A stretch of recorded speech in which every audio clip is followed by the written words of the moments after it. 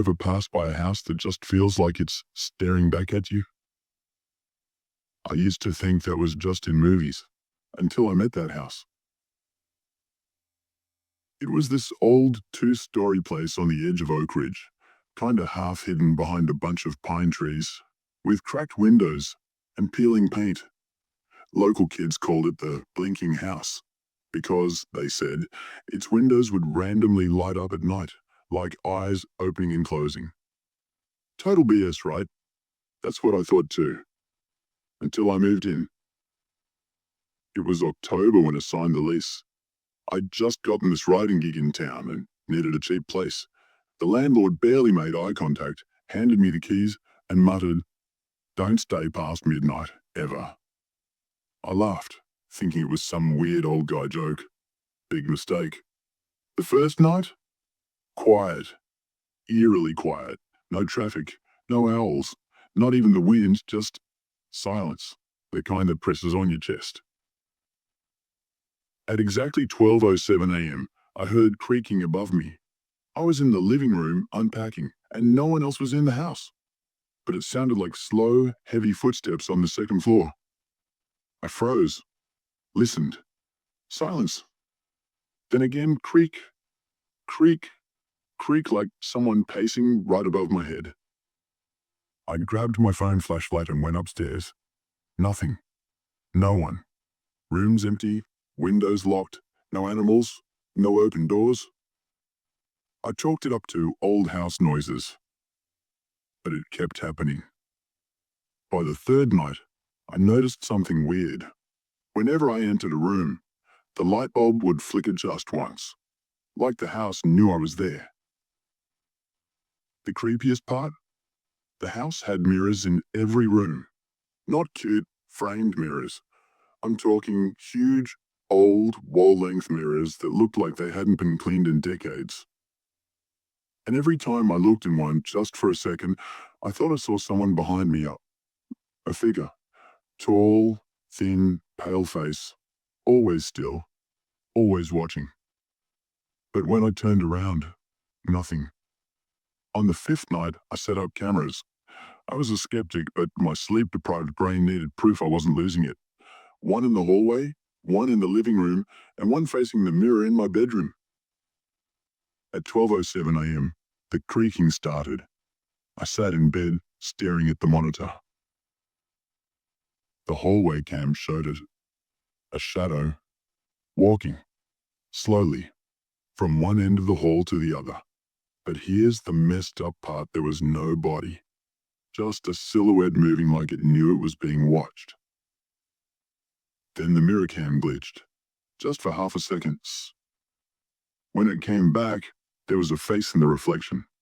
Not mine. I left the house that night, slept in my car like a damn lunatic in a Walmart parking lot. Next morning, I reviewed the footage again. This time, something had changed. The hallway cam, that shadow, it wasn't walking anymore. It was standing still, facing the camera, like it had noticed me watching it. And the mirror? The reflection smiled. I went back one last time. Needed to grab my laptop, my notes, my stuff. It was around 3 p.m., bright daylight. When I walked in, the air felt heavier, like the walls were breathing. Then I saw it, written in the dust on the living room mirror. "Why did you leave?" I ran. No hesitation. Didn't even grab the laptop. Didn't care. Just bolted. I broke the lease. Moved states. Got a new number. Told myself it was over. But it's not. Because last night at 12:07 a.m., my hallway floor creaked. And I don't even live in a two-story house anymore. I didn't sleep that night. I just sat there, wide awake on my couch, staring at the ceiling like it owed me answers. The creaking had stopped, sure, but the silence that followed felt worse, like the kind that waits for you to make the first move. Every little sound, a shift in the walls, the hum of the fridge, the wind outside, all of it felt amplified. I could feel my own heartbeat in my ears. I kept telling myself I was just being paranoid.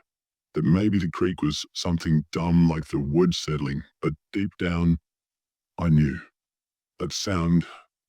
It was the exact same rhythm, the same timing, that slow, deliberate pace I'd heard every night in the Oak Ridge house. It was back. Somehow, whatever it was, it followed me. I moved again, packed up everything I owned in 2 hours flat, and drove across the state line before the sun came up. I didn't tell anyone where I was going. Rented a tiny one-bedroom apartment in a town so small it didn't even have a Walmart. I figured if I put enough distance between me and that house, whatever haunted it would forget me. Like maybe it just needed proximity, but you know how when something is watching you, even when your back is turned, you feel it? That pressure on your neck, that tingling in your shoulders like invisible eyes are burning a hole through you? That feeling didn't leave. Not in the car, not at the gas station, not even in the daylight. I could feel it sitting behind me, watching, waiting. 2 weeks went by. No sounds, no shadows. I started to believe it was over, that maybe, just maybe, I'd outrun it.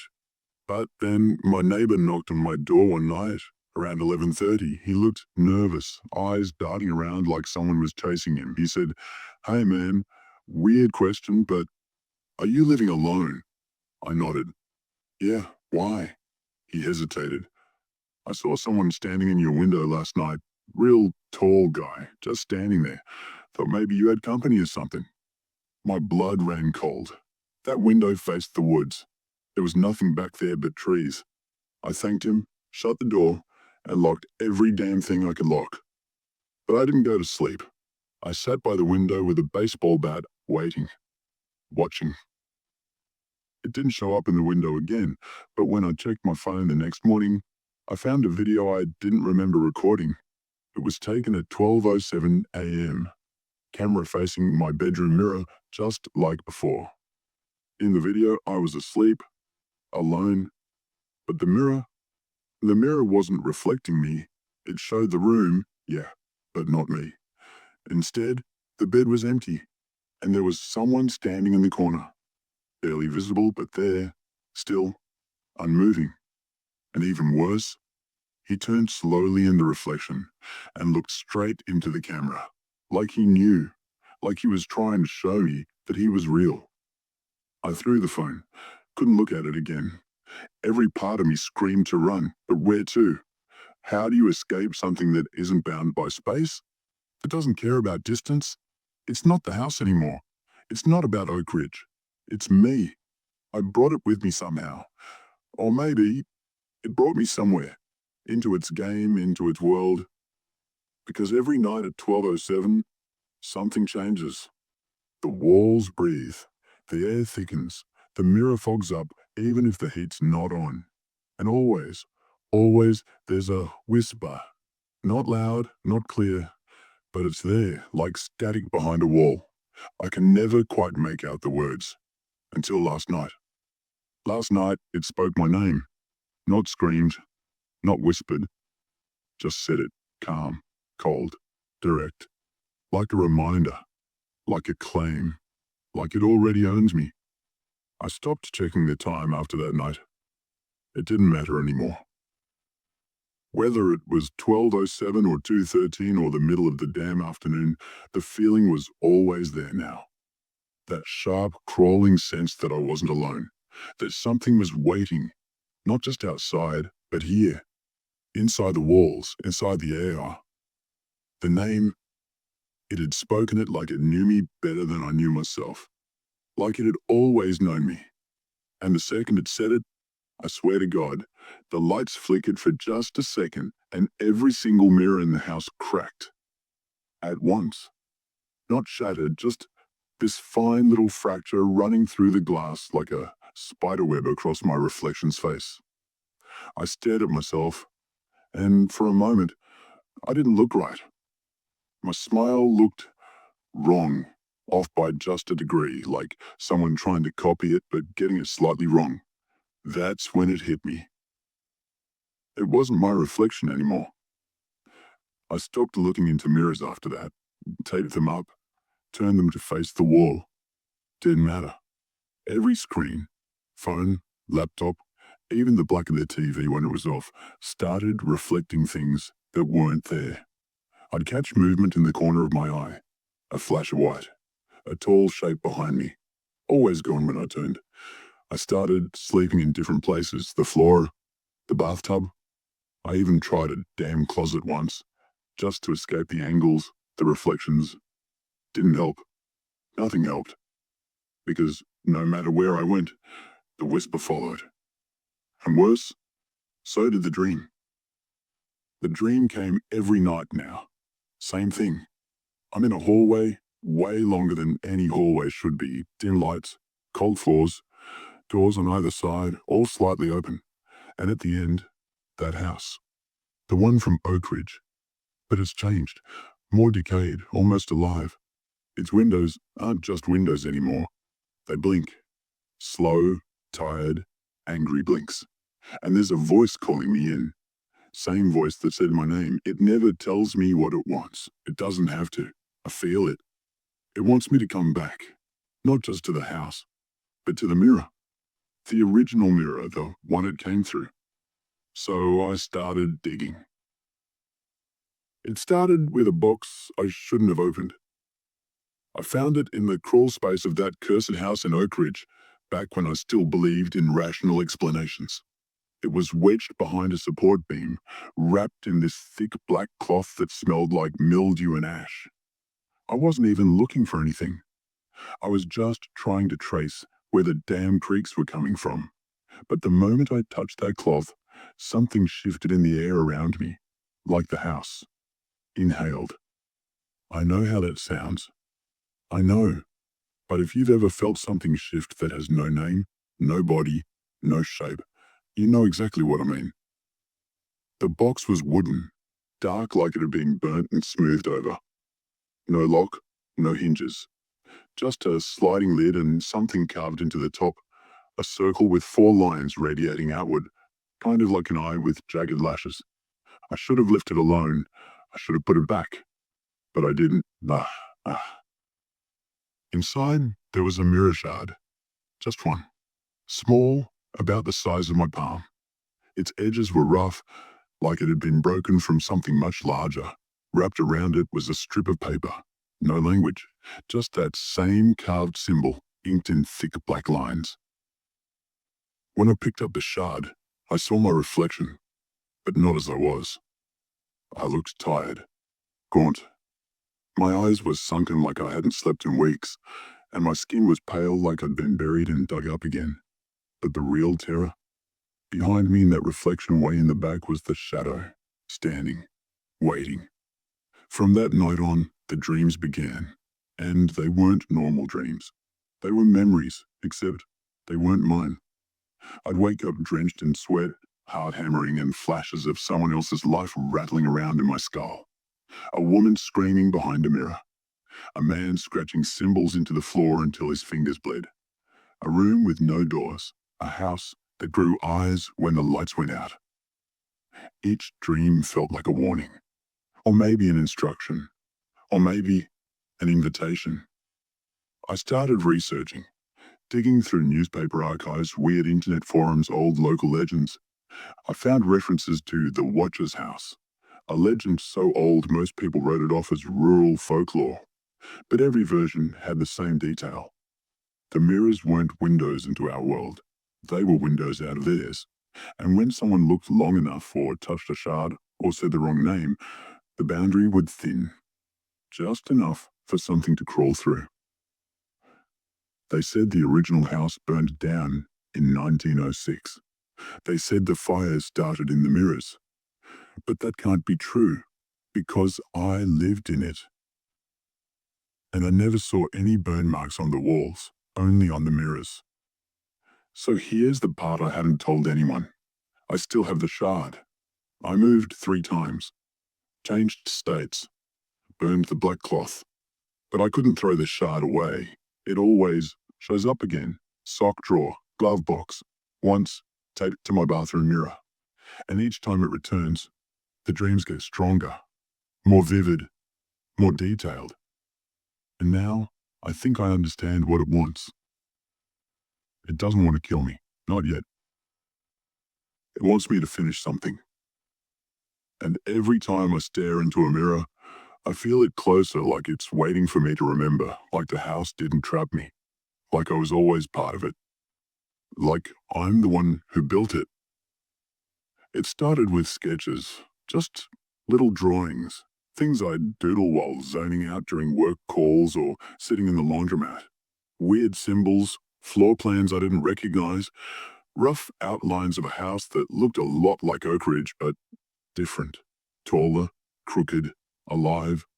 I didn't even notice the pattern at first, not until I caught myself drawing the same staircase 7 times in 1 week. A staircase that spiraled down instead of up, that twisted too far, that had no end. Then the sleepwalking started. I'd wake up in different parts of the apartment, once in the closet, once in the hallway, once with my face inches from the bathroom mirror. And the worst part? Each time, the mirror had something new carved into it. Not scratched, not written carved. The same eye symbol. Always looking, always centered, like it was marking me, branding me. One night, I woke up in the kitchen, knife in hand, a chunk of drywall missing, and on the exposed wood beneath, blue chalk outlines of windows and doors that weren't real. They didn't match my apartment, didn't lead anywhere. But something inside me knew exactly where they went. I couldn't stop shaking. I told myself it was just stress, that I was cracking up, but deep down, I wanted to finish drawing it, like I had to. It's not just inside my head anymore. Neighbors have started moving out. One guy upstairs said he heard whispering coming through the vents at night, said it wasn't in English or any language he recognized, just breathy, rhythmless words that made his nose bleed. Another woman swore her reflection blinked when she didn't. They're all gone now. The building's practically empty. But I stay, because I can't leave. Not until it's done. I don't even know what done means anymore. But it's like something is pushing me forward inch by inch, night by night. A few days ago, I found the mirror shard sitting on my pillow. I didn't put it there. When I picked it up, I didn't see myself. I saw the house.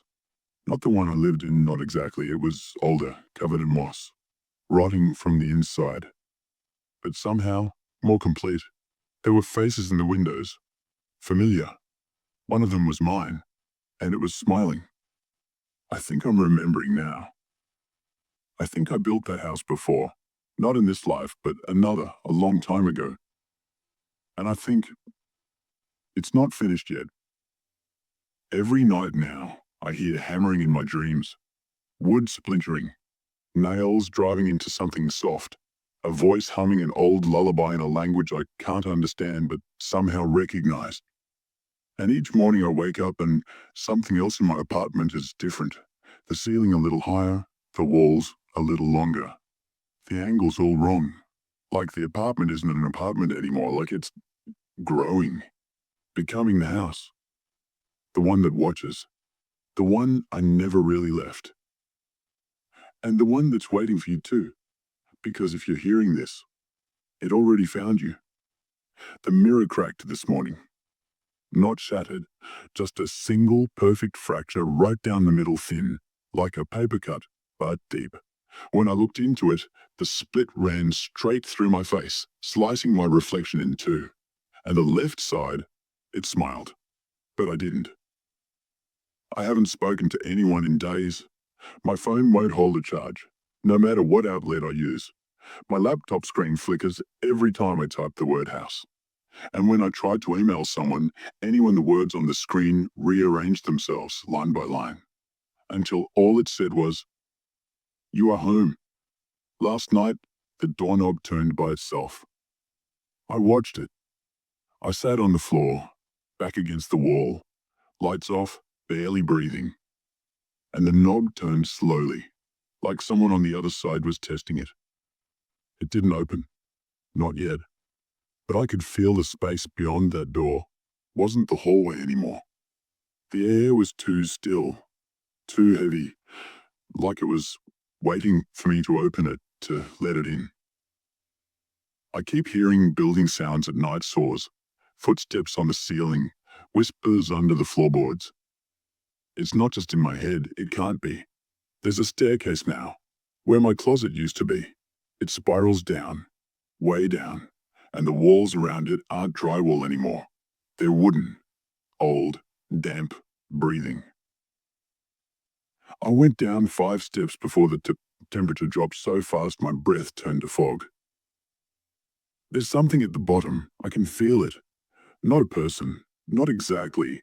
It's more like a version of me that never left the house. It became the house. I think that's what the shard wanted. What the dreams were prepping me for.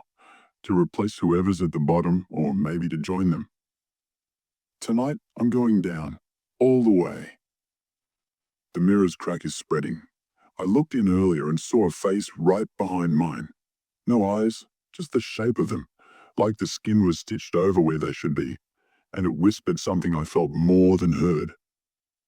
The house remembers, and now, so do you. If I don't come back up, don't come looking for me. Don't try to help. Because once you step inside the house that watches, it never stops watching back, and it never lets you leave. Part 1 ends right here. If you want to know what happens next, hit that subscribe button and make sure to turn on the bell icon so you don't miss part 2. Trust me, what's coming next is way darker. Hey.